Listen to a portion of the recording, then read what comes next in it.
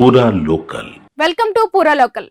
జనగణన పూర్తయిన తర్వాత రాష్ట్ర రాజకీయ పటంలో పెద్ద మార్పులు చోటు చేసుకున్నాయి.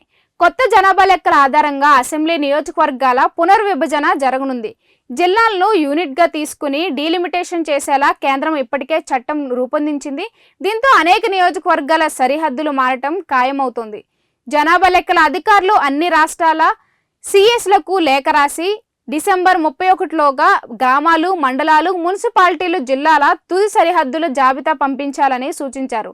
అంటే అదే తేదీ నాటికి ఉండే సరిహద్దుల ప్రకారమే జనగణన జరుగుతుంది. ఆ లెక్కల ఆధారంగానే అసెంబ్లీ నియోజకవర్గాల సంఖ్యను ఖరారు చేస్తారు. ప్రస్తుతం ఉన్న స్థానాలకు తోడు కొత్తగా 153 అసెంబ్లీ స్థానాలు ఏర్పడే అవకాశం ఉంది. ప్రతి నియోజకవర్గం జనాభా సగటు 2.61 లక్షలుగా ఉండేలా ప్లాన్ చేస్తున్నారు. దీనికి 10% ఎక్కువ కానీ తక్కువ గాని ఉండేలా సరిహద్దులు గీస్తారు. జిల్లాల వారీగా ముందుగా సగటు లెక్క తీసి ఎన్ని స్థానాలు రావాలో నిర్ణయిస్తారు. 2009లో జరిగిన పునర్విభజనలో వరంగల్ జిల్లాలో 13 సీట్లు ఉండగా సగటు ప్రకారం 12.5 మాత్రమే రావడంతో ఒక సీటు తగ్గించి 12కు పరిమితం చేశారు. ఇదే పద్ధతిలో ఈసారి కూడా 153 సీట్లను జిల్లా వారీగా విభజించనున్నారు. ఈ ప్రక్రియలో ప్రస్తుతం 2-3 జిల్లాల్లో విస్తరించి ఉన్న నియోజకవర్గాలు ఒకే జిల్లా పరిధిలోకి పరిమితం అవుతాయి. ఉదాహరణకు కొడంగల్, పాలకుర్తి, హుస్నాబాద్ 3 జిల్లాల్లో విస్తరించి ఉండగా భూపాల్పల్లి, పరకాల, జనగామ, హుజూరాబాద్ వంటి సీట్లు 2 జిల్లాల్లో ఉన్నాయి.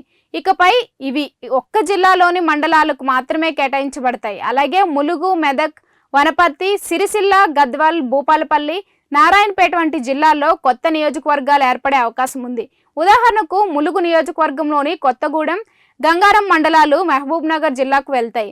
అదే సమయంలో వాజేడు, వెంకటాపురం మండలం ములుగు పరిధిలోకి వస్తాయి. ఇవి ఇప్పటి వరకు ఉన్న అప్డేట్స్. అయితే మరిన్ని అప్డేట్స్ కోసం చూస్తూనే ఉండండి పూరా లోకల్.